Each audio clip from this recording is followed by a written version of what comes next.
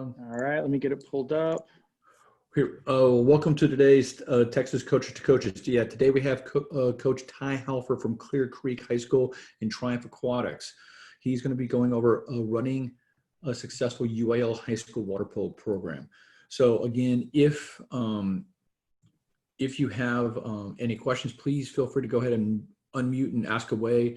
This is a sharing space, so please don't feel free to hold back and ask away or give your comments.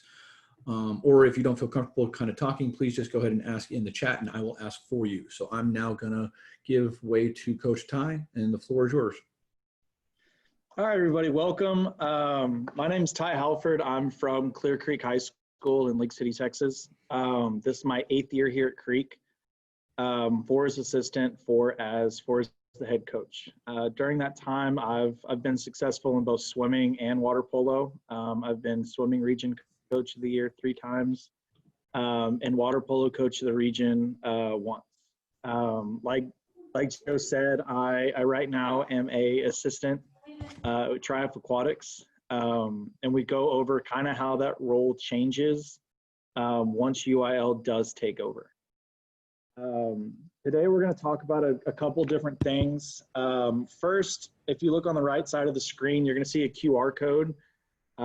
This goes to a Google Drive that's got a lot of my documents in it. All you got to do is hover over it with your phone and it should give you the link and give you access to get in there. So that when I do pull up some documents or I talk about them, if you want to look at them real quick, you're more than welcome to. If you want to steal them, use them. Almost everything in there I've stolen from other people, so you're more than welcome to steal it and use it. For this presentation, what I'm going to do is I'm going to start from the spring break of this upcoming school year and kind of walk you through my year plan up until state swimming of 2022. So spring break of 2021, that's going to include what high school club season is right now, or high school prep season, I think we call it. But it's going to be some of the background stuff that's going to take place that I'm going to do in my program, just so I hopefully am more ready for fall of 2021. So let's go ahead and get started. Okay, I start this after spring break because getting my high school team started this coming year is going to be a struggle since we didn't have last year. And so I'm going to take a little bit of a break after state swimming before I really nail down for 5 to 6 weeks. But in a normal year with UIL, okay, I'm going to use after spring break to recruit. Currently in intermediate school, there are 4 sports going on during the 4th 9 weeks or after spring break. And those are track, golf, tennis, soccer, and then some districts run aquatics and some don't. Right now, CCISD doesn't, but once we get to have that open spring semester, I'm going to do an aquatics league through my feeders, hopefully around CCISD, where I'm bringing in kids 2 to 4 days a week for 4 to 5 weeks.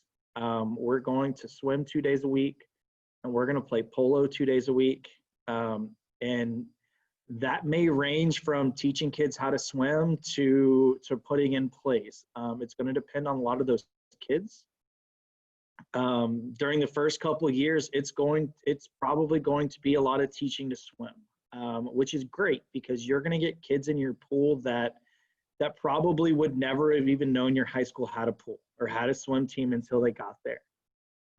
So if you're reaching 15 kids that maybe had no idea how to swim or how your high school had a swim team, you've now at least exposed your program to 15 new kids a year. And that's going to do a lot. If you get 5 of those each year, you're going to grow your numbers massively. Successful places that I've gotten kids from are high school or intermediate school athletic programs, wave activities. Right now, CCISD runs a scuba diving class in my pool during the 4th 9 weeks. And so I've started to try to get kids from there, PE classes in both high school and middle school. Leading up to water polo season, I let my kids talk to the other athletes and bring them in for open pool. I make sure they all have physicals and they're all checked off from that. But we get a lot of basketball kids who are not on the varsity basketball team, or we get some volleyball kids right now. So we're exposing to other sports of what water polo is. And what I've done a really good job on is talking to other sports at the beginning of the year or at the end of the year, and getting the kids that get cut. I've got 2 senior girls this upcoming year that were cut from girls basketball their freshman year. Hopefully they're both going to be all region players. I think one of them would have been an all region athlete last year. But those girls would have never had anything if I hadn't gone to the basketball coach and saying, hey, can I talk to the girls that you're probably not going to have next year? And most coaches are like, yes, I don't want this kid to get lost in the wash. If you can use them, if they want to, yes, absolutely. Put them in your program and teach them. And a lot of these kids that go for baseball, go for basketball, they do it because that's a mainstream sport and they've seen it, they know it's around. A lot of them don't know water polo's around, but they do want to be a part of something. In my experience, these kids are probably some of the hardest working ones because they're used to that grind of what a mainstream sport is. It's phenomenal just to see them come in and start working, and then your swimmers kind of look at them and like, whoa, what are you doing? They're like, no, we're here to work. Like, I already got cut from one team, I'm not getting cut from this one. And then that all of a sudden like picks up the intensity of your program, which has been really, really nice to see.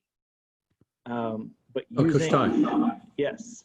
Yeah. So during your, like, how exactly do you go about kind of approaching the other coaches or getting the names or approaching those kids?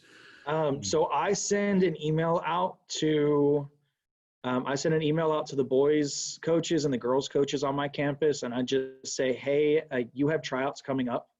Can I come to your athletic period and talk to your kids about water polo? Because all coaches know, like, you know who we're going to get cut. You know how many kids you're allowed to have versus how many kids you have in your class period at that time. And so I go in and talk to them. I talk about the parallels between whatever sport they're in versus water polo. Like basketball is a lot of gameplay. Baseball, there's the throwing motion. A lot of just the parallels of things they might like within that sport and how it applies to water polo. And I just say, like, if baseball, baseball was my big talk last year. If baseball doesn't work out for you, upcoming tryouts, like water polo is going on right now, like the pool's downstairs, give me a chance, come try it for a week. And if you like it, great. If you don't like it, we'll try to find something else for you to be a part of. I've never really had a kid other than one that grew up swim only say they didn't like water polo. All of the basketball kids and baseball kids that I've ever had come try it, they get out of the pool and they're like, oh my God, this is the greatest thing since sliced bread. Like, what do I need to do to sign up? So a lot of it's just an email to your other coaches and saying, hey, can I come talk to your kids? I know you have tryouts coming up and you might have to cut some kids. Can I come talk to your group and let them know that water polo is an opportunity? For the intermediate school programs, I just email my intermediate school coordinators, and I talk to them right before spring break, just because right now that's my feeder or I email them and talk to them about Triumph because that's my feeder program right now. So I send out my Triumph flyer and I talk to them about water polo and before COVID, but hopefully even after COVID, we're going to set up a 1 or 2 days a week where the intermediate school coordinators bring their kids over to school. And we work on swim, we work on polo, we let them get in and do what kind of the purpose of splash ball is, where we give them a couple balls, we give them a couple cages, and try to get them to be hooked to want more. Does that answer your question? Yes, it does. And yeah, and thank you so much. And I just know that this is kind of one of the biggest fears of some coaches is like, oh, how am I going to get kids to be in the pool? You just go out there. There's plenty of kids out there. It's just going out and reaching out, and kind of what works for Coach Halford, it may not work for everybody else, but it's just that consistent effort, constant effort. And once the kids find the sport, they absolutely love it, and they become great swimmers too. Correct. Great sprinters, 20-point and like the 47s and stuff like that. So. But it's just a setting up with your district, trying to get aquatics to be that fifth sport. We're used to working year round right now, so it's going to be really, really enticing to take the 4th 9 weeks off, but it's going to be very detrimental to your program. But if you can grow it during that off time, and maybe get 4 to 5 kids each year, your program's going to be a lot healthier, because there's more words out there about water polo and about what's going on. At the end of school, okay, during the summer, this is going to be one of the biggest things of the year for water polo. There are 2 different types of rules out there about governing you about what you can coach and what you can do during the summer with your high school athletes. One's called strength and conditioning camp, and the other is called sport-specific training. Strength and conditioning camp is what you see a lot of you think of football being on the football field, running cones, running ladders, doing box jumps, being in the weight room. And up until now, that's what strength and conditioning camp has been about. I've coached it for 2 to 3 years at Creek right now. And the football teams out there, the volleyball teams out there, the soccer, baseball, softball, they're all out there working on getting better. That stuff that has nothing to do with what their actual sport is. And the reason I say there's 2 different types of rules, there's 2 different sets, is because one is the bigger, faster, stronger. And sport-specific training, that's going to be like your summer practice. That's going to be where you start teaching your athletes water polo. And that time is really going to be sacred for what you're allowed to do and what you're not allowed to do. But the biggest thing, and I found this with CCISD, is being able to convince your district admin or your campus admin that they're 2 different sets of rules. They're not combined. For land sports, everything's the same. Everybody needs to jump higher. Everybody needs to run faster. Everybody needs to be better land athletes, but a lot of that doesn't work in swimming. So convincing them that these are 2 different sets of rules, that I need the pull for both of them. And hopefully, if you can take one of these slides, the next slide, and show them, I'm going to need the pull for both of these. They're not both swimming. My swim sets for my water polo kids should not count as my sport-specific training, because it has nothing to do with my sport. Swimming faster is the same as running faster for football, and you don't count running faster for football for sport-specific. So comparing the 2, and this is the slide that I'm going to use to propose to my campus admin and my district admin. And, the first time I showed it to them, they said it made sense, but, COVID is COVID. And water polo is not technically UIL right now, so I can do whatever I want as far as water polo coaching. But land athletics, they work on speed, agility on land, vertical jump on land, and just being overall stronger in the weight room. Speed on land, agility on land, and vertical jump on land don't really help water polo athletes. We're not jumping off a wall. We're not moving our feet super fast. But how those compare to water polo is working on your swim speed, working on your change of direction, ability to move your hips, ability to agility in the water is going to be like a lunge to a ball. Vertical jump in the water, this is going to be your leg strength and your passing, leg strength and your shooting, leg strength trying to move somebody out of set.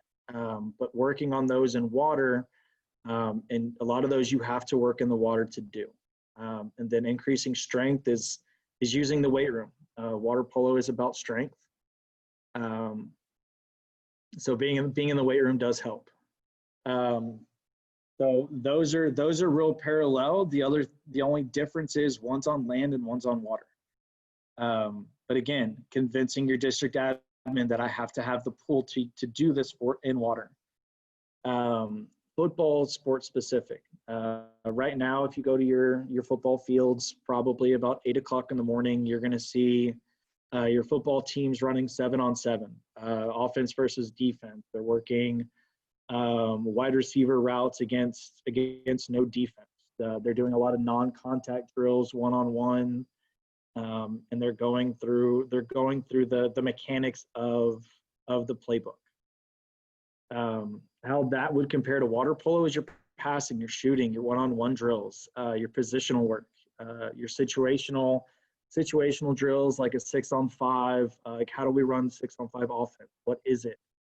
What are structures of counterattacks? And then controlled gameplay. I walked into our volleyball gym the other day and they're playing beach style volleyball, just trying to get kids max reps. We have beach style water polo, which we're gonna use a lot in my pool during the summer, just to get more kids more touches. But those are parallels between strength and conditioning, how it looks for a land athlete versus how it's going to look for a water polo athlete. I would start having those conversations with your district admin now, and just so you're not getting to January or to July and saying, "Hey, I'm supposed to be in the pool." If you start that conversation now, they're gonna already know it in June and July of next year when you really need to be in the water. Strength and conditioning camp, what I do right now and what I'm gonna envision for my water polo kids. What they do during June and July will directly affect what they do August through October. And this is right now what our scheduled season is gonna be. We don't get the luxury of swim season anymore, of getting our kids into shape.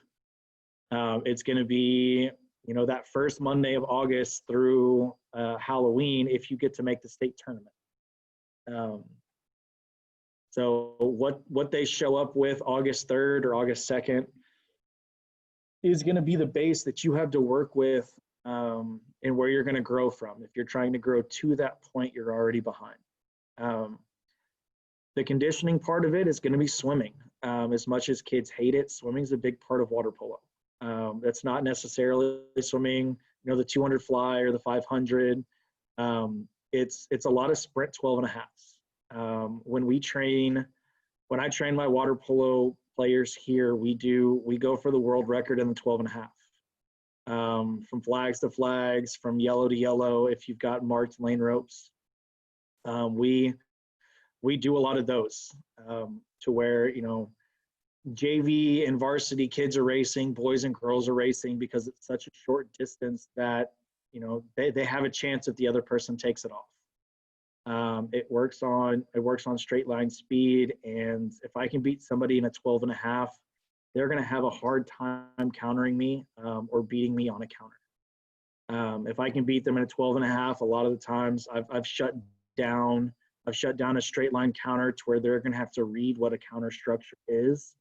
And right now, the people in Texas, the players in Texas aren't always at that IQ level. As far as strength, we go in the weight room when we do a lot of Olympic lifts. There's a Twitter account and an Instagram account called Water Polo Strong, that I get a lot of my lifts from. And they're not all barbell and dumbbell lifting. A lot of them are games, and my kids grow up to love them. They're like, Coach, when do we get to go back to the wrestling mat room? And one of their favorite ones right now is we get a big yoga ball that's like, I don't know, an 18-inch diameter, 20-inch diameter, and they both start hugging it, and then they start wrestling, and the winner's the one that has it at the end. They love that drill. It instills some competition, and it makes them have core strength. It makes them have, wrestling strength. But we do a lot of Olympic lifts with bars and dumbbells. In the pool, that's working on your leg strength. That's using your bungees. That's using your dumbbells. That's working on your body positioning and flipping your hips and keeping your hips up. All of this is non-sport specific because it doesn't use a ball. It doesn't use a cage. You can still use, we call them toys in the pool, but you can still use your toys because none of that has anything to do with what your actual sport is. There's no balls in the pool. There's no cage. There's no whistle for the purpose of gameplay. So that's what makes it in strength and conditioning, because there's no equipment involved in your sport being used. But that's what I do for strength and conditioning right now. And it's going to be really important that we do this during June and July. That's going to be your preseason now, which is going to be huge for a lot of your kids. As far as sport specific, okay, this is a developing concept in UIL. This is only the second summer that this has been around. Last summer, you got 30 minutes per sport of sport specific. This year, it evolved into 90 minutes total per day per kid, but only 60 minutes per sport. So if I have kids that play football and water polo. So right now they're doing 45 minutes of football and they're doing 45 minutes of water polo. That 45 is different than the rest of my team right now. So it's really individualized, but they get 90 minutes per day. That's not including strength and conditioning. Our volleyball team right now does 1 hour and 15 of strength and conditioning, where there's no nets, no balls. They're just working out, and then they go to 60 minutes of volleyball. The reason this is going to be big is because after your season is over, you cannot coach outside of your school day anymore. That's a team sport rule that a lot of swim coaches aren't going to be aware of, and it's going to be hard, and hopefully it doesn't, but it's going to get a lot of people in trouble. Over the past 4 or 5 years, I've coached water polo club after school, after my swim practices and all of that. This year or next year after water polo's UIL, I'm not going to be able to do that. What my normal day looks like is swim practice, school, swim practice, and then I go to water polo. Water polo, I'm not going to be able to coach kids 7th grade and up that are zoned to my high school. Okay, that's not just your high school kids, which is something I didn't realize. I thought it was just my high school kids, but it's anybody athletic eligible in your attendance zone. So right now I have 2 7th graders that play club right now for me, that are at one of my feeder high schools. I wouldn't be able to coach them at night after school. So that's the reason this sport-specific training is going to be so important, is because you get to start coaching those intermediate school athletes during this time and your incoming freshmen during this time. We're used to a lot of very good things having club and this not being UIL, but once it does go UIL, we're going to have to go by their rules. And this is a very big rule. Can I, sorry, this is Pascal, quick question. Are you saying that 7th graders can practice with the high schoolers? During sport specific, yes. Really? Okay. because right now they're all deemed athletic eligible. And if you go look at like your strength and conditioning right now, the 7th graders are out there with your seniors. Hopefully they're in different groups. That's hopefully, our football coaches or land coaches are smart enough to see that. But they're all out there on the field together or on the track together. That's going to be a coach's decision of, hopefully you don't have your 7th graders, wrestling and set with your senior, but they're both allowed in the pool. Yes. Does that answer your question? Yep. Thank you. You're welcome. Yes, and Coach Halford also did a presentation with the Texas High School Coaches Association this past Tuesday, and he did a very deep dive over the last couple of weeks into all these rules and how they would apply to water polo. So if anybody has any questions throughout this whole presentation, please ask, because this was enlightening for Coach Ty and also for me and some other coaches that, there are going to be some things that we're going to have to kind of work out as we move forward, but that was a great question, Pascal. Are there any more questions, guys? Actually, I do have another. Oh, go ahead. Sorry. I got a question too. Sorry. So Ty, you said you couldn't coach the kids in your district. Can you coach like another district set of kids? Like if you wanted to work with another, okay. And they could coach yours if you wanted to be friendly enough to do that?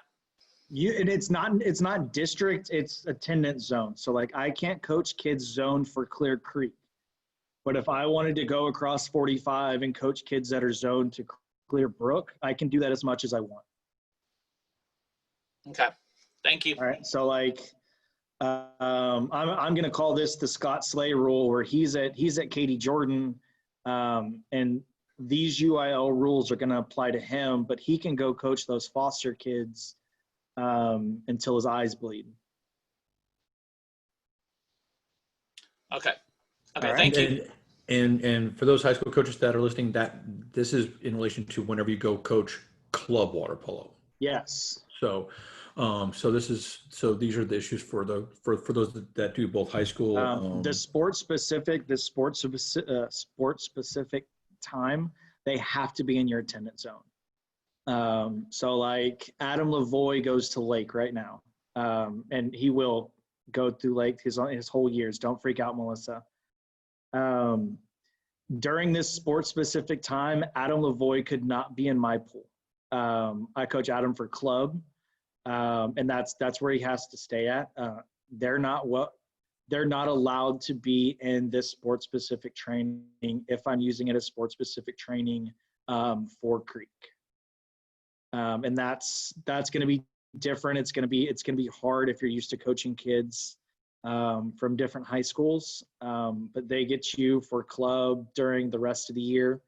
But this time is just coordinated for your incoming high school kids. Pascal, you had another question? Yeah, I had a couple questions actually. At the high school where my kids are going, I've coached in the past, but last year we started following the rule where you had to be a teacher. Yeah. I am not a teacher, but they have a brand new coach who knows very little about water polo, and we've offered to help the coach learn how to coach. Okay. There's issues around that, like if the coach come to our practice to see the skills or something. He can come to your practice as long as he's not instructing kids. Okay. He can sit in the stands. He can sit. I would distance myself maybe more than following around the coach on the deck. But he can sit in the stands. He can sit in a corner on the pool deck and take notes and learn. Good football coaches do this to college programs right now, where they're going to go and watch. Like if I'm a linebackers coach, I'm going to go watch, the Alabama linebackers. So that's allowed, but they can't be in there instructing. As a non-district personnel, you wouldn't be allowed to be in sport-specific training and coaching. Correct. Okay. Now the other question was, and I joined late, so you might have already covered this, but for the athlete, are they allowed to play high school water polo and club at the same time? Yes. Okay, so the limitations on how many hours they can train is only for the high school part of it, right? Is only for the coach. Carson Trout, okay. who's one of my seniors, he gets 8 hours of training with me for Clear Creek High School. And then he can have as many as USA Water Polo allows him for training at Tryouts with Jeff Otten. In California, do they allow that? Can you play club and same time? No, they do not. They do not. This year's different though. Yeah, this year's gonna be different. But no, they do not in California. But they also allow the high school coach to coach outside of high school season. So that's kind of the trade-off. Got it. Just real quick, just as far as a business side of things, how do these kids sign up, and then do coaches get paid for these sports like the SACs and SSTs? For strength and conditioning's different in each district. For CCISD, the kids paid this year, I think $70 to be a part of strength and conditioning camp. And then the coaches are paid out of that pool. So that pool is a separate account. And then coaches get paid by hour out of it. I don't know what I get paid out of it, just because I don't know. I'm not really old enough to care yet, I think. But yes, for strength and conditioning camp, that's something separate from your stipend. So you do get paid for that. Sports specific, I don't believe so. There's no sign up for it. I would assume it's wrapped in your stipend. Because in a year or two, coaches will start to get stipends for water polo, hopefully. I think your wife does care, by the way. Do what? Care about I think what? your wife. I think. Oh yeah, my wife definitely cares if I get paid. Yes, definitely. And I think she put that in the chat too. So, but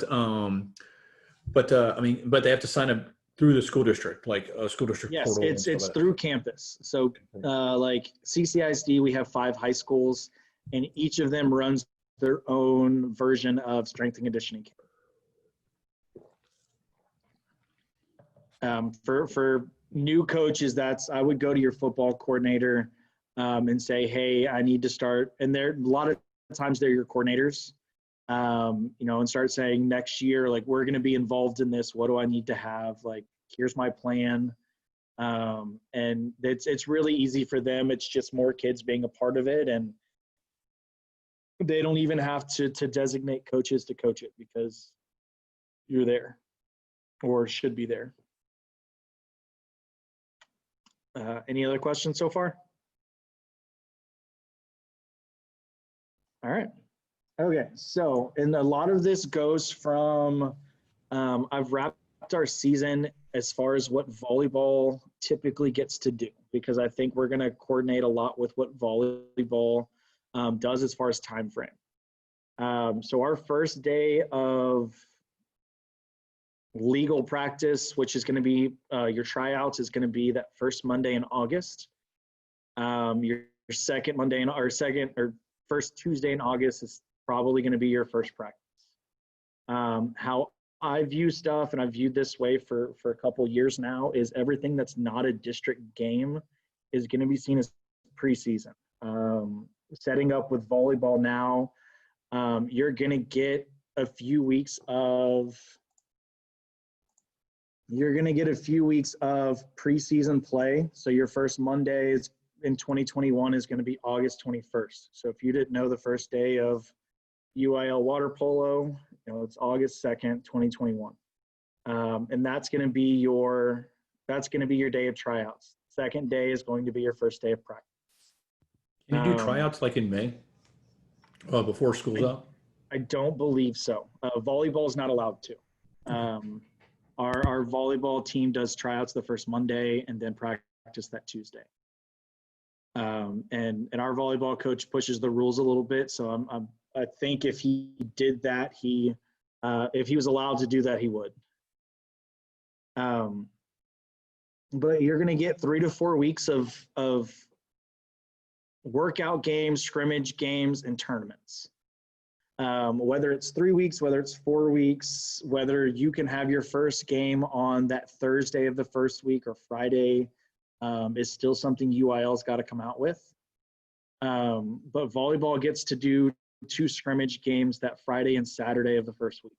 So you're typically going to get, say, 11 to 12 games in that time. During those, I don't game plan for any of them. I go in and talk about, running a zone, what counterattack structures look like, when or if we can run a double post, when we need to run a zone. They're not game planned for specific teams. During that time, I also use all of my timeouts. I try to put my kids in difficult situations. That way I can kind of see who I can count on later in the season and who I can't. And that's going to be different for every coach. They're things that I do. And I communicate these plans weekly to the kids. I typically write it on the board when I have more time and we're not, in the spring. I might be able to print this out and give it to each kid on, the Monday or the Saturday that we have practice, so that they know what's coming. A lot of times I've seen if the kids know what we're working on, it's a little bit easier. Your newer kids get time to research or maybe look up a video of what it is. So you don't get as many frustrated little kid or younger kids, newer players, and they get they learn a little bit quicker. But I use my timeouts, and a couple years ago I had a girl named Jordan Castillo who, if we were in a big game, she was getting the ball. There's no doubt in their mind that she was getting the ball. But during this preseason time, I called a timeout and I drew up a play, and we used Jordan as a diversion, and one of my other girls got the ball and got probably the easiest goal of her high school career. But knowing that I could count on my girls to run a play away from Jordan, and I knew that I had a girl confident enough to get a ball and shoot it when it mattered. That did a big thing for that girl's confidence. It did a big thing for later in the season. We ran that same play at regionals later that year, and we made the goal again. And I knew we could do that because we had done it earlier in the season. After your 3 to 4 weeks of preseason, okay, again, looking at the volleyball calendar, they play on Tuesday nights and Friday nights. And so you're going to get 2 to 3 days of practice for a specific team. And my plan, depending on the team we play, is to game plan and focus solely on that team. My first game that I wrote down is I have Clearbrook. I'm playing them on Tuesday night. So during season, I would have Saturday practice, I would have Monday morning practice, and then I would have a Tuesday walkthrough, where we talk about what defense we're running, what offense they run, what we need to do offensively to beat them, and then do some shooting. It's a mental refresh for the kids.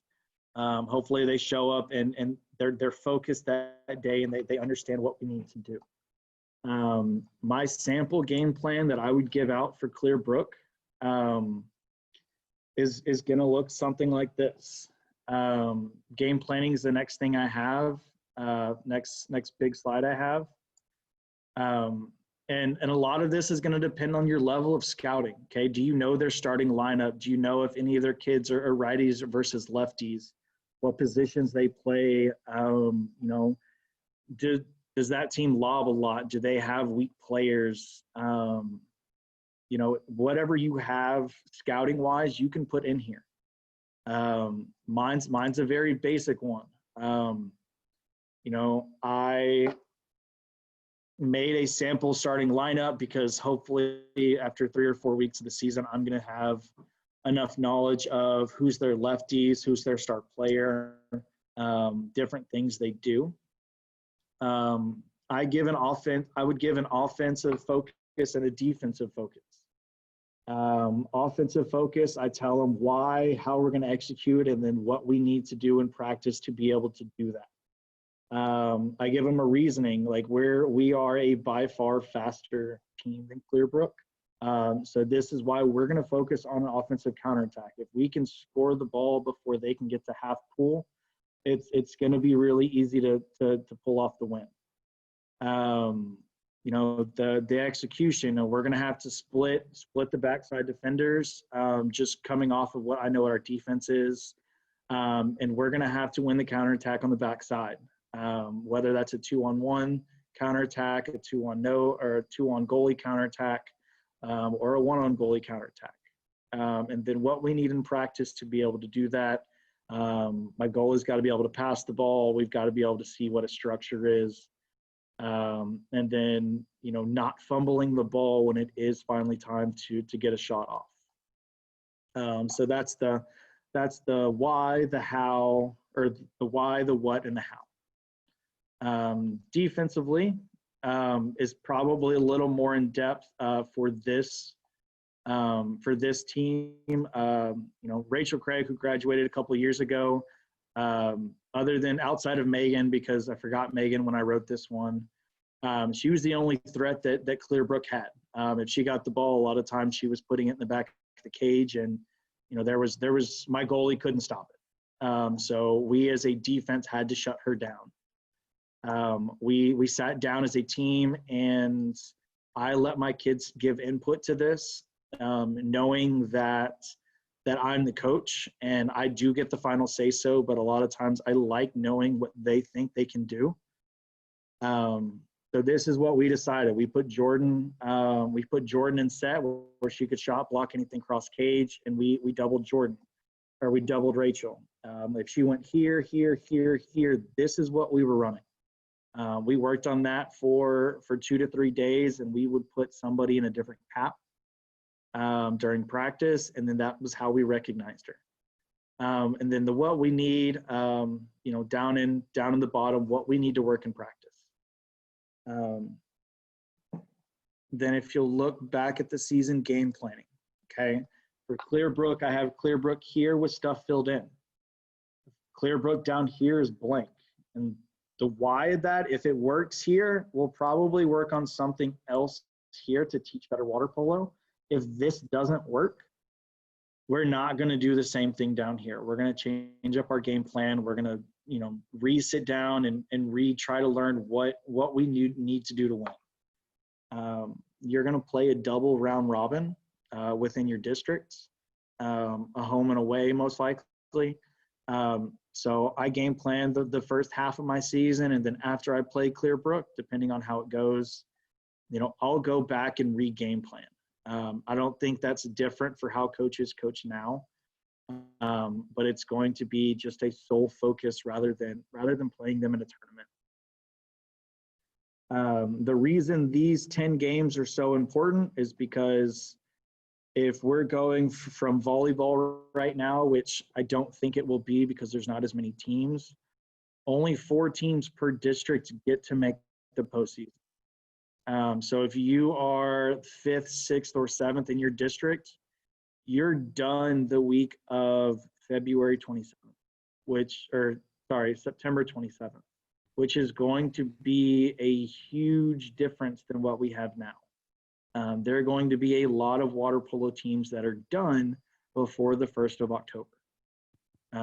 So you're going to be lucky. We're going to be lucky if water polo being a UIL sport really even affects the swimming calendar.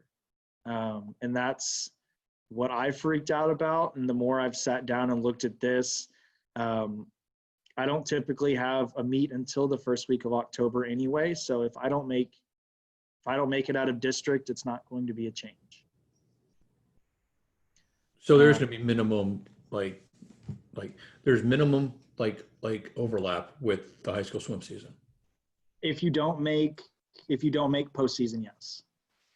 Joe, I'd have to disagree. You're still going to have to fight time with the swim coaches for practice. But even though I love water polo, you're still going to have to fight that to figure out how you're going to swim practice and have water polo at the same time for the month of August and September as a coach. And for who does both and loves both equally, it's going to be kind of hard. And, Well, just I mean, and there will be challenges, of course, but it's just it's going to be scheduling and logistics. So. Yeah, that's going to be a scheduling thing. I mean, CCISD has blessed me with my own 6-lane shallow deep pool, and as much as I don't like it as much as I like my wife's 8-lane all deep pool, like I have the luxury of of having control over what goes in there. Jason, just to what my plan is I'll do one sport in the morning.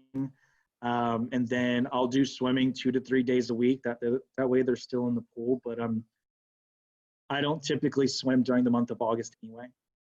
So for me, it's not going to be a massive difference, and my swimmers will get 2 to 3 weeks longer of a break before I ramp stuff up.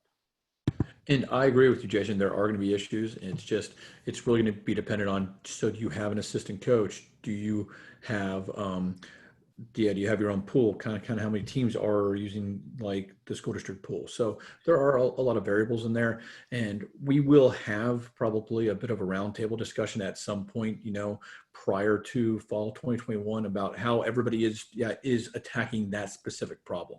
And then we can kind of maybe share some best practices. And then, of course, once everybody goes through one season, you're just going to change and adjust and adapt as needed. So, hey, Ty, I have a question. Yes. Has anything been brought up about like coaches? Like, will swim coaches still be able to be the polo coaches, or is that still undetermined? So I think that's going to be by school district. There's a lot of 1A and 2A and even 3A, maybe 4A schools that have multiple coaches have a single person be head coach of multiple sports. Right. So that's not a UIL rule that you can't be a head coach of multiple sports. I think it's going to be a district decision. Okay. Troy said Flower Mound's not going to let you or not let that district. So I as far as CCISD, no, I have no idea. Okay, I just didn't know if that was going to be a rule like across the board, or is it just by district? Thanks. I think it's by district because that's however the district wants to handle their staffing. Okay. So like I said, like this was a real basic scouting report of Clearbrook. We all teach during the day, so we don't get to sit and stare at game film. And we kind of just jot down notes as we watch games. Advanced scouting report, and this is from an Olympic coach in his high school. He goes through and what's the goalie good at? What are they bad at? What are their centers and what order of center do they go into? Who are their defenders? Like, what did they do bad? Their left side, what offense do they run and what does it look like? Like there's so much more you can put into a game plan and be able to give your kids. Like I said, with mine, it depends on a lot of your level of scouting. If you're a professional water polo coach and you don't teach, or you get, I don't know, blessed like I do, and your kids just kind of teach themselves in class, like you might get to sit down and do some of this. As you work more and more, like giving an offensive game plan might be something that you get to give your kids that doesn't ever change because it's your offense. But knowing that there is advanced scouting out there, it's not just words. You can put in pictures. You can, tell good and bad and how we're going to beat that other team or how they would typically want to beat us. But this scouting plan is years and years above probably where I will ever get to.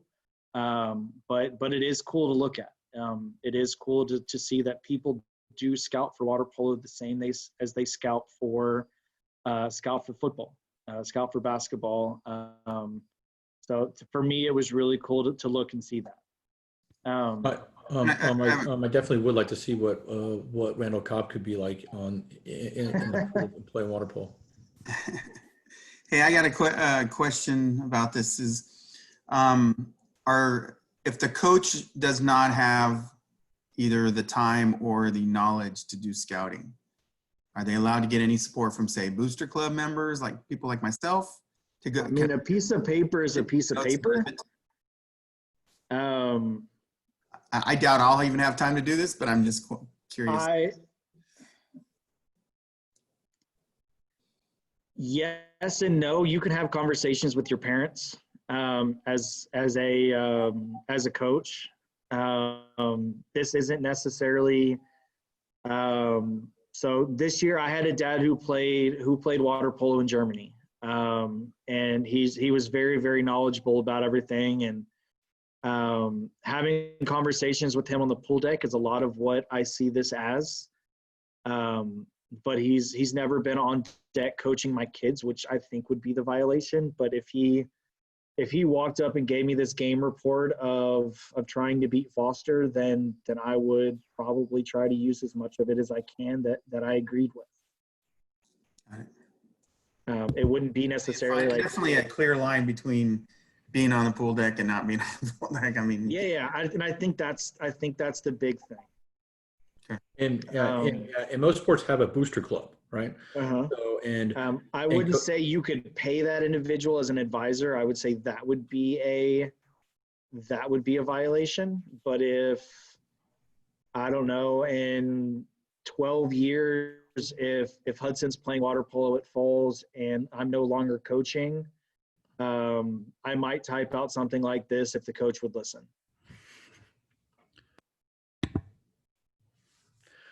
The coach, he kind of uses the booster club for everything that they don't have time to do and the inclination to do. So if scouting is one of those things, there you go.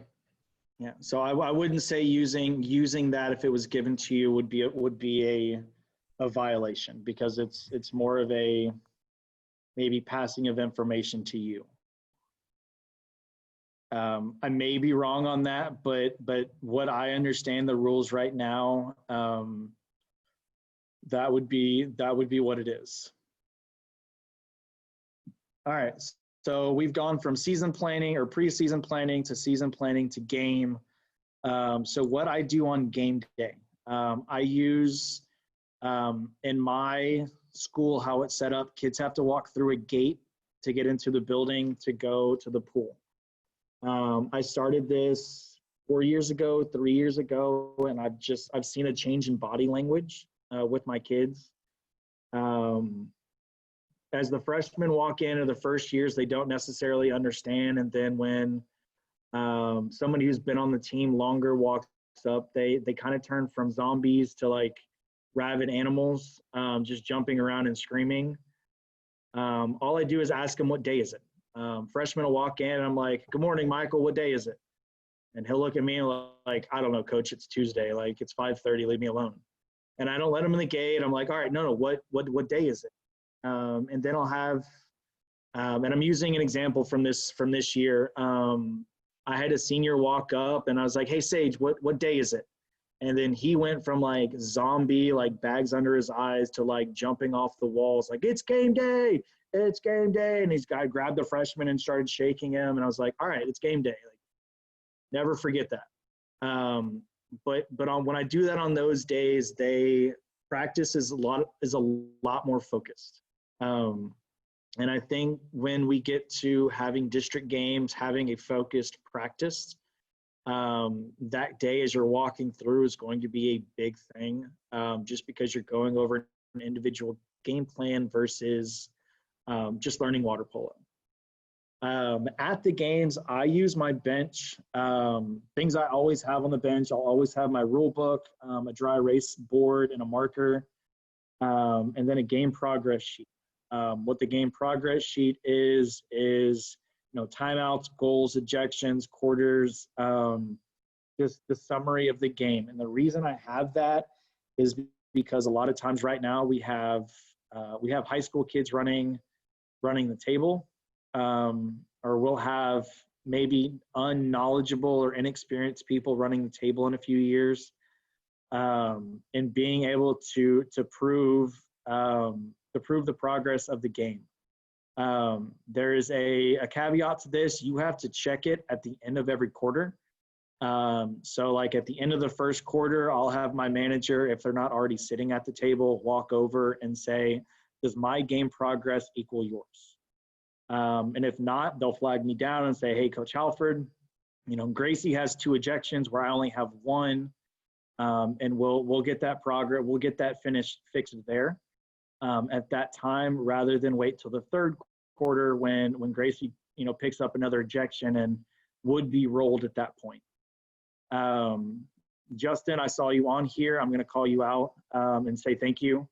A couple years ago, we were in a regional game against Foster, and I had one of my better players get a 3rd ejection, which 2 had been that quarter. Thankfully, my manager checked, where she had only had 1. And because my table had checked game progress throughout the game, we were able to correct that error then and there.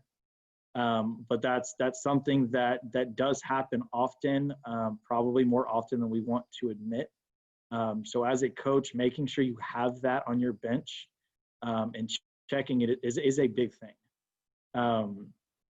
It doesn't always wind up to be like that, but you would hate to get to a game where it does matter and not have it. Also, I use my bench. I always have a manager or a freshman keep that game sheet. That way they can learn the game, and I'm not wasting my assistant coach taking stats. If you have a freshman do it, they're learning the game of water polo and what is an assist, what is an ejection, what does this look like, and the rules of the game. And then I give my counter ball to my 7th field player. This keeps them involved in the game, and it keeps them to where if I need them to go in, they know what we're running. They know, like, if we're running a 3-4 drop, I don't have to call a timeout or talk about it with them. It's, hey, you're in the game, so-and-so, you're out. And they can kind of seamlessly go into the game without having to take a big, time for me to concentrate on them and update them. Or you can use your freshman, player of the future. They get to be involved in the game and see what you see. And then lastly, make sure you're coaching your kids on the bench too. Just because they're not in the bench or they're not in the water doesn't mean you won't need them. And they, a lot of times, can see what you see as a coach. Sometimes it's hard as a player in the water knowing what your coach is talking about, but your players outside of the bench or outside of the water can see that, hey, they're not getting out of the water to make a pass, and that's why they can't catch. Or, hey, why are we doing this? And they're like, I don't know, coach, like, just looking at it, that's the dumbest decision I could have ever thought of. But they are able to see the water through your eyes if you are involved in coaching them during the game. So that's how I use my bench. There are people that use their bench differently. But there are some ideas that I use to help my team grow. So as far as in season, are there any other questions? This is my last slide as far as water polo season.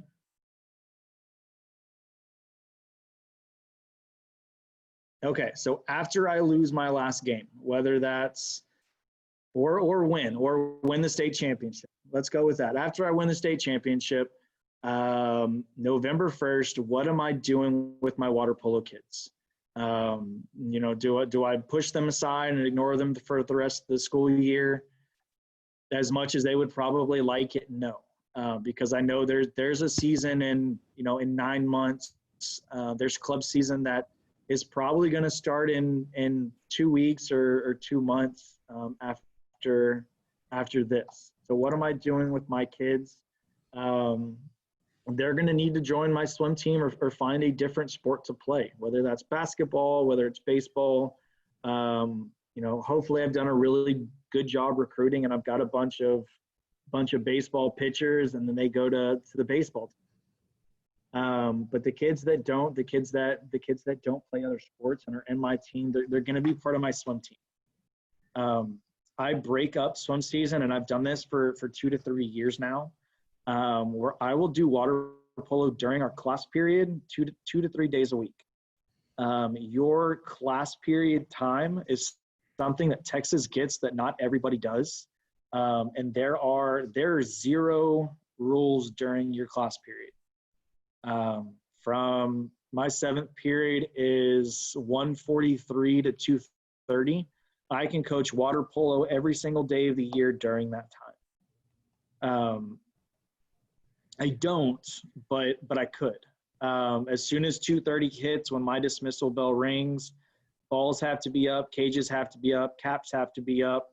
And for me, that means lane ropes and flags are back up.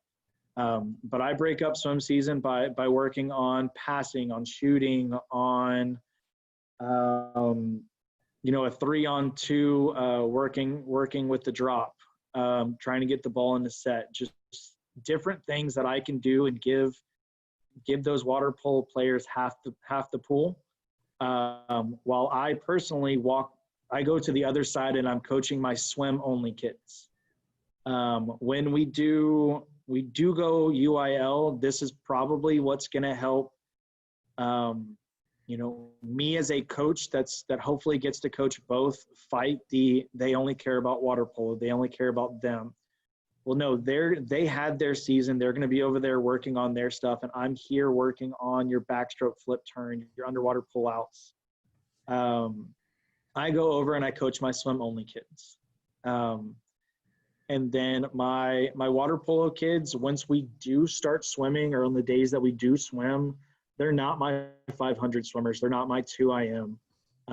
They train for sprints. They're my 50s. They're my 100s. They're my flies. Things that you don't have to swim 5,000 yards a day to be successful at. This year at UIL State, my boys relay took second. Three of those players play water polo in the off season, and the fourth he's on the track team. So these aren't always kids that have to swim 6,000 to 7,000 yards a day at high school practice and then club practice to be successful. I had a boy last year who all throughout high school, he was a water polo player, and all we did was train sprint. And then senior year, it finally clicked, and he was a 20.550 freestyler. Using water polo to keep your kids in the program isn't just about having water polo players, but you can use them on your swim team as well. And so don't just throw away your water polo kids. Use them. Attack their mindset of I hate swimming. Okay, well, all you got to do is a 50. If you can give me a 20.050 freestyle, like we don't have to swim anything else. Because there's not a program in the state that can't use a 21 flat and a 47 flat. And challenge them that, like, you don't have to swim the 500 if you can go these times. And a lot of them buy into that. That's been something that, I've been very blessed to have my kids buy into. And then your yellow ball is the devil. And we all have these kids in your program, whether they got it from club, whether they got it from their parents, whether they got it from, whoever. They think water polo is the absolute devil of swimming. You won't ever get these kids to play, but you can get them into your program by giving them roles. I have a group of girls that will never play water polo, but they have friends on the water polo team. They were at probably 85% of my games this last year because their friends were playing, and their friends loved having a cheering section. They brought signs. I've had 2 or 3 games where they've brought big heads of people. And so, like, Kendall's big head is floating around in the stands as she does something really cool. And that really helps the morale of your water polo team. and it goes the other way. Your water polo kids that aren't varsity swimmers, will do it back. They'll go to their swim meets and watch their friends swim. So if you can start that, like, that's, water sports don't typically get a lot of fan section. So if you can build your own, your morale starts to go up a lot, and it starts to create a sense of team within your program, where it's no longer the water polo team versus the swim team. It's we're the aquatics program, and we're going to support each other going both ways. So that's something I've done to bring my swimmers in to my water polo program. Joe asked me this question the other day, and I had to stop him in the middle of it and kind of, think for myself, what are we going to do once water polo goes UIL, or in the off season? And, Jason, this might help you as well. If my swimmers come on Tuesday and Friday night, or Friday and Tuesday, is how I would probably do it. They don't have swim practice on Wednesday. So they're giving up their Friday afternoons, Friday nights, and their Tuesday nights to come, watch the water polo team play 2 district games. And I've created a fan section of 10 to 15 kids. They don't have swim practice the next morning or the next afternoon if they're in my 7th period class. And I don't know about y'all, but my kids will do just about anything not to have practice. So if they get to bring a Sonic drink and yell goal once, we finally score a goal, they're going to be there, and they're going to be loud, and they're going to be rowdy, and, they're going to get to sleep in the next morning and walk in with Chick-fil-A. So that's something that I think I'm going to plan on doing, especially since, a lot of swimming in August is probably not going to directly affect what I do in February. So I'm okay giving that up, and how many days off you're willing to do, or what you're willing to do to incentivize those swimmers, is really going to be a team decision. So use your water polo players. Water polo players can be fast.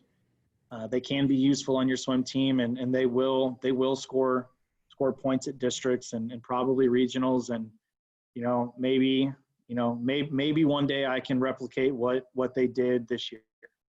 A lot of this was how to run your program.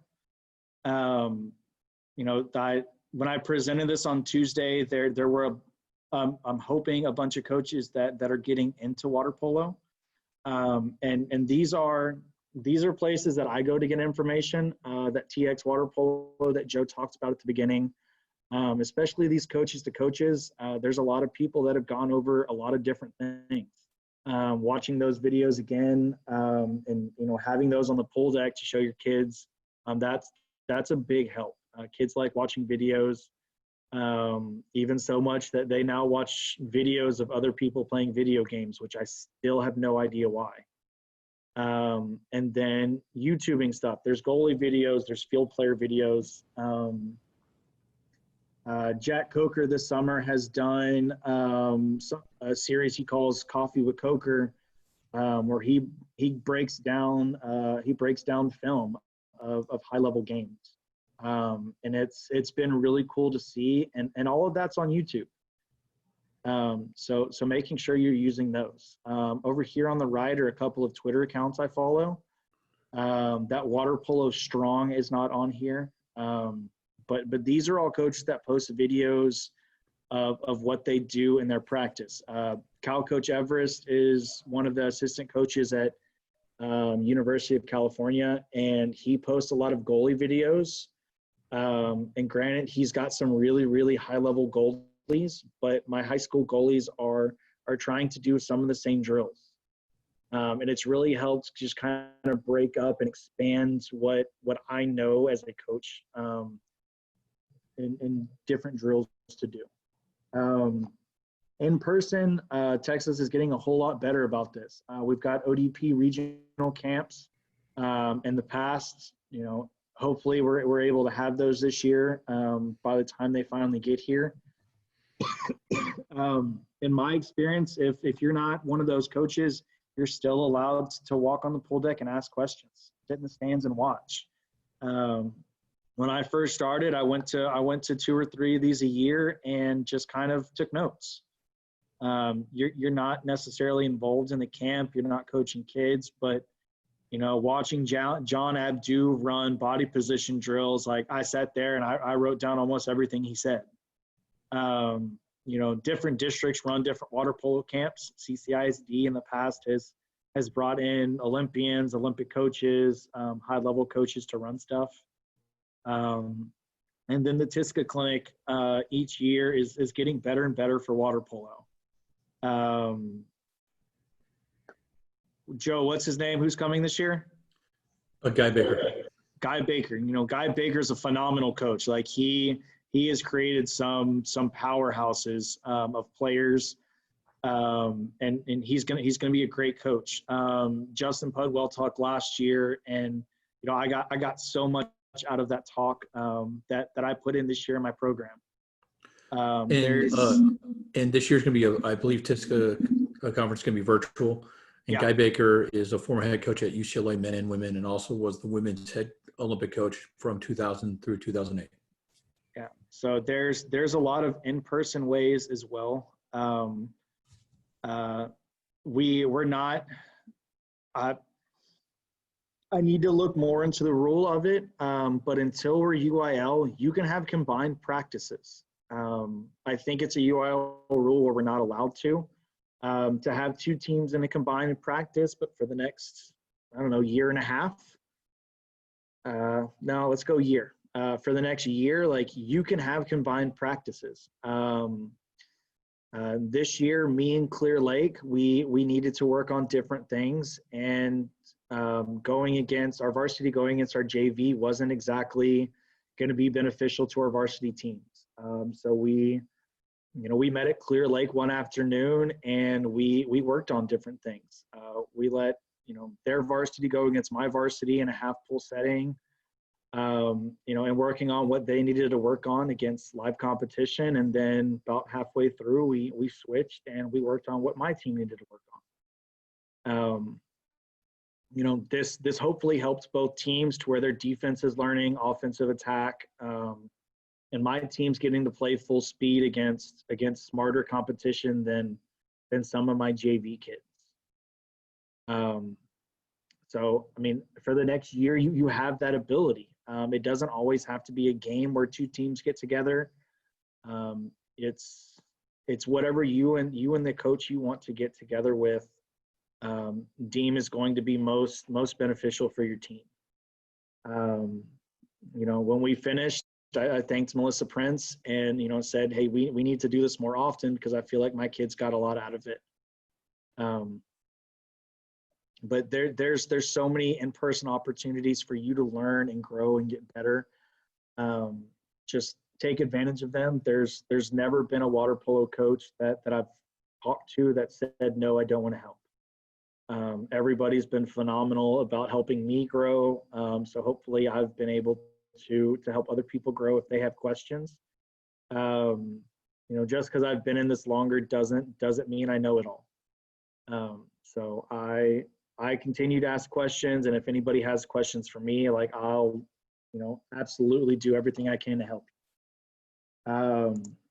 Again, this was more directed at my talk on Tuesday, but if you're a new water polo program, looking of where to start, where do I get balls, where do I get caps, what do I need for to make a water polo program. Cap 7 has been a huge sponsor of us in years past.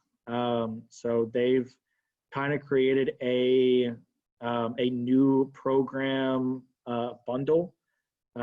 If you want to I think it's Bradley Schumacher. Cap 7's got, they're geared up to now, start supplying water polo in Texas.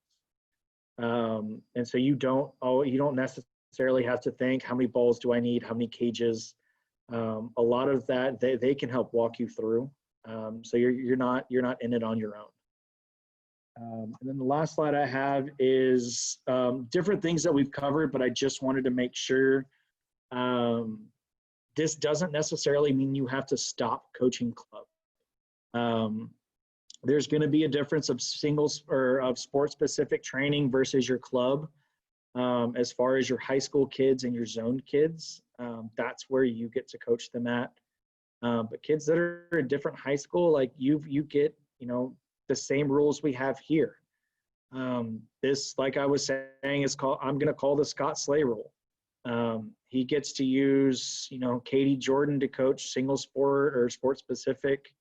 And if he wants to drive down to Richmond to coach his Foster Viper Pigeon kids, then he doesn't have any restrictions on that. Something that I hoping to do over the next couple years as we become UIL is take a different role than I've had previous summers, and this summer's been a good transition. I'm going to hoping I can start building a splash ball program where I'm trying to get the elementary school kids, and I'm still on the pool deck, so my high school kids know I haven't abandoned them. I'm getting to build the next wave of kids. I can lead film study. If your facility has a film room that you have access to, that's not considered coaching by UIL. So I can, Triumph right now, we start practice at 10:30. If I wanted to hold a film study session from 9:30 to 10:30 in the film room, and break down USC versus UCLA, that way my kids can see, high-level gameplay, and, I can challenge them and stop on a counterattack and see what structures do we have. I can do that and it not be against any rules. So that's something that in the future, if we're able to get to a facility that has film capabilities, I would love to do that with my kids. And working with Jeff, asking, hey, what are you working on today? Hey, we're working on zones. Okay, boom. I can find a section of film that covers zone of hopefully what you're trying to get, so the kids understand, like, what does this look like in a game. And then you get to become a scheduler and a cheerleader for your team. If you're not already one of the admin, that's what you get to do. You get to, reach out and say, hey, we're going to go to Charles Dutton. We're going to go to the Texas Shootout. We're going to go to Welcome to Texas, and start coordinating your games and your tournaments for that program. And I can't stress what he just kind of talked about as far as doing splash ball and maybe even the 10 and under or 12 and under for kids. If you every good club is going to have a good base of young kids, and those kids are going to have to go play kind of high school water polo somewhere. And that's a huge thing for kind of not only growing your club, but also your high school success as well. So, that's the end of my presentation. In this Google Drive, there's a whole lot of stuff that I use in my program, as far as table sheets. When I talked to Mac the other day, I don't know how he doesn't have it, because I'm pretty sure, Ann Woolweaver stole it from him. But this table worker questionnaire is a small quiz over rules that I make the kids take. At the beginning of water polo season, where they can work the desk and should know how. This is out of date. The rules are probably, I don't know, the rules from 7 years ago, but if you go through and change that, then this is highly recommended, or what I use.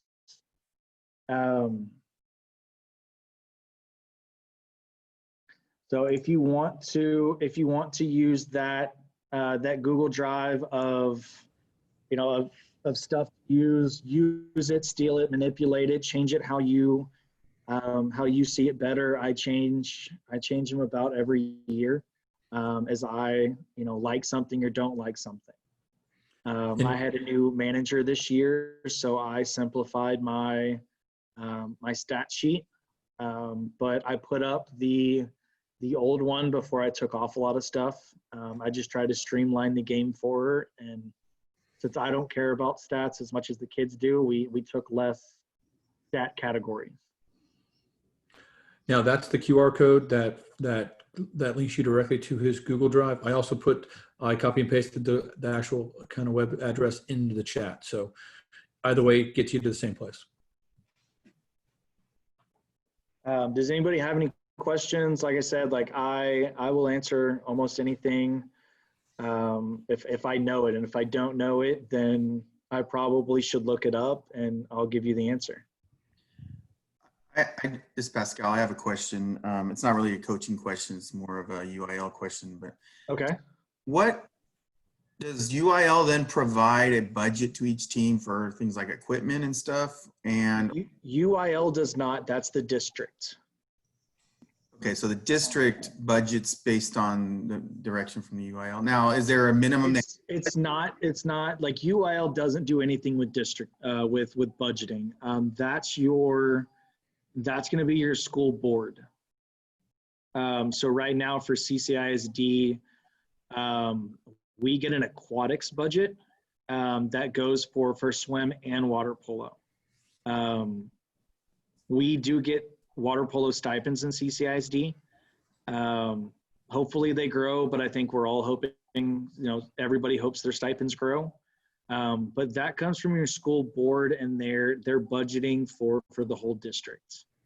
So assuming that, their income doesn't change, what's their incentive to support water polo? Versus, because in the past, for instance, in the school district, my kids play, and there's been really no money for water polo, right? It's all just. But most, and I'm going to use KDISD as an example. They're a district that said we will play water polo when it is UIL. Same with Comal ISD. Like, we will play water polo when it's UIL. They don't put stock into, I guess this is a club sport right now. But a lot of places have said when it's UIL, we will support it just like the UIL. As any other UIL sport. Are all schools going to play? No. Not every school has to play every UIL sport. If you'll pull up the wrestling districts, there's a whole lot of teams that wrestle than play volleyball. But I would say that it's going to, like, if CCISD was going to be a new district playing, I would expect our board to support it like they do any other sport. Okay. Now, as far as like the rules and the reasons to support those, like a new UIL sport, it's going to be, there is an award at the end of each season or at the end of each school year for, I forget what exactly it's called, but it's a UIL award for those school districts and teams that compile points, within the like the different sports. Also, like if college calls it the Champions Cup.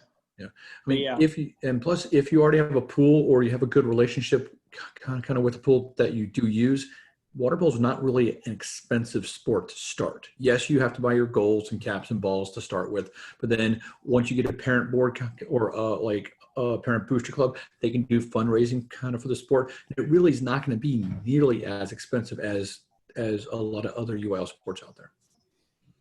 And understood. I for some reason I thought that going UIL meant that each school that was having that sport had to spend a minimum amount of money. No, UIL just puts out the competition rules. I mean, as far as I know, but I'm pretty sure on this one. UIL is the rules committee basically, but the funding comes from your individual district, because each district is going to be different in how they run things.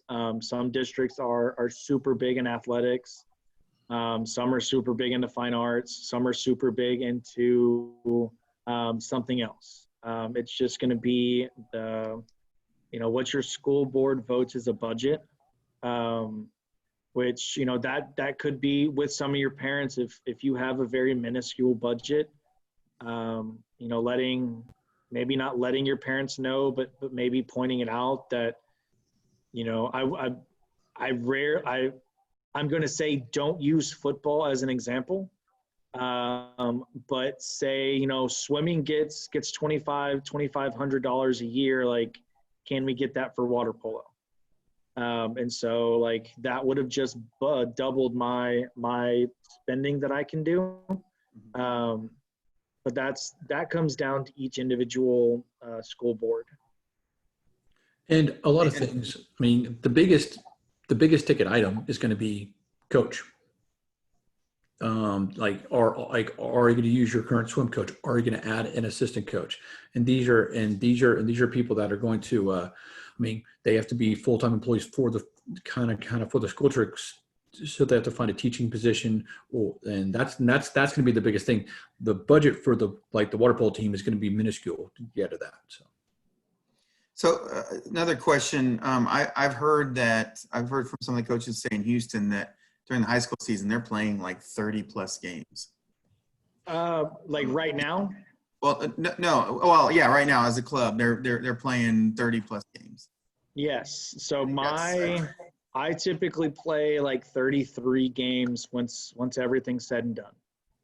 So UIL will put a game limit on your season. But like with this season game planning, you know, there's no way I could fit in as many games as I typically do. Like I'm going to get 3 to 4 games in each of these tournaments, and then 10 district games. So that's 22 games, you know, if I get to play all 4 games in these tournaments and my 10 games. Can you have weekday games just during that first part of the year? Yeah, before you like kind of get into the district. Yes, you could you can play 1 game during the school week. So 12:01 through Friday or whatever the last day is at 12 or at 2:30, whatever your dismissal bell is, you can have 1 contest. So if I have a game Tuesday night, it's a scrimmage against Friendswood, I can play in a 4-game tournament on Friday, Saturday, or a 3-game tournament on Friday, Saturday, depending on whatever the rules are. So really, like, I would be able to get 4 to 5 games in each of these. So that would give me 25 games in a season. That's just going to depend on you as a coach, on a scheduler. You couldn't play Tuesday, Wednesday, Thursday, Friday, Saturday. Like that's against the rules, but you could do 1 game on Tuesday and then play Friday and Saturday. Baseball and volleyball both have game limits of how many games they can play in a season.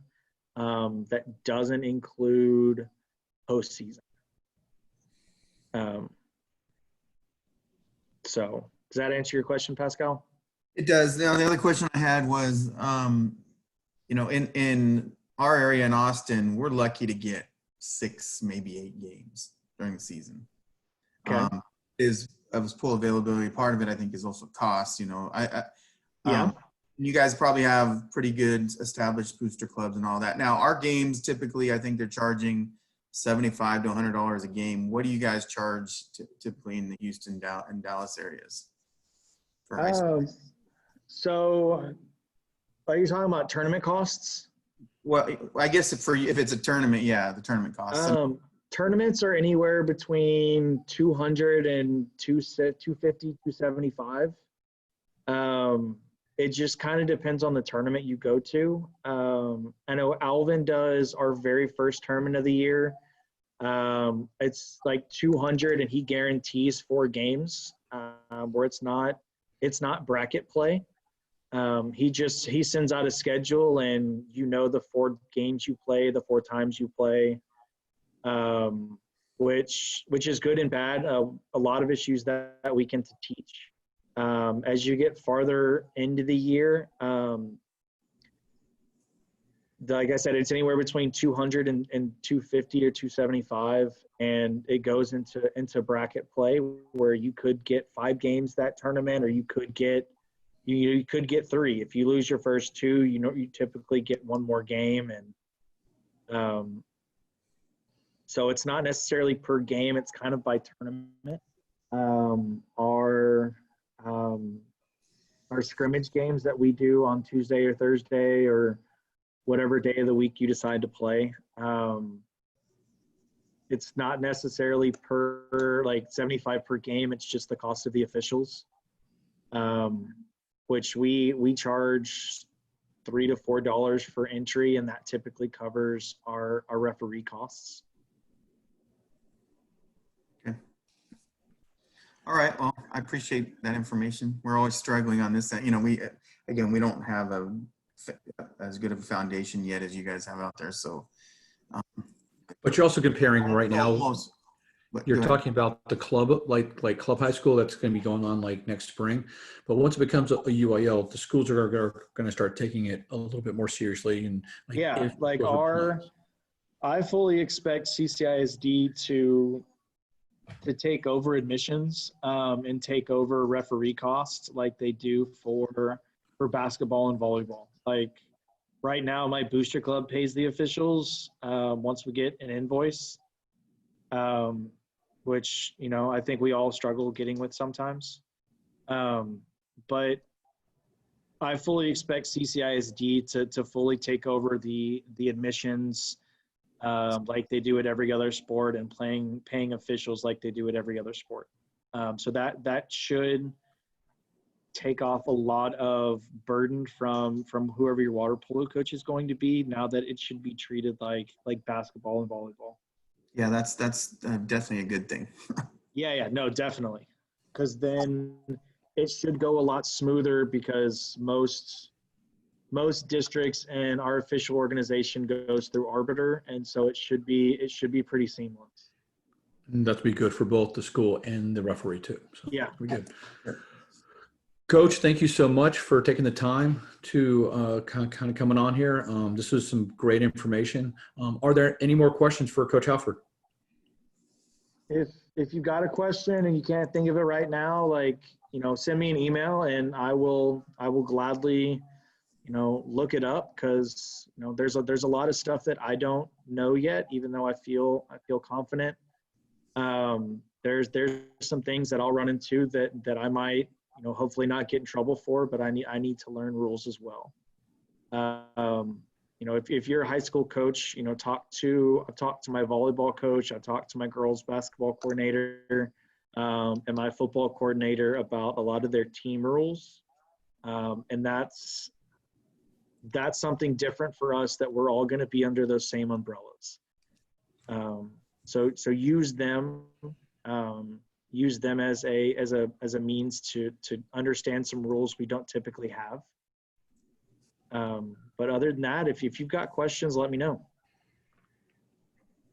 Again, thank you so much, Ty. And next week we'll have another coaches session with Austin Oliver from Southside Water Polo Club, who will be going over center shooting and coaching lefties, which is always kind of interesting. So thank you so much, and everybody take care. Yes, sir. Thank you. Thanks.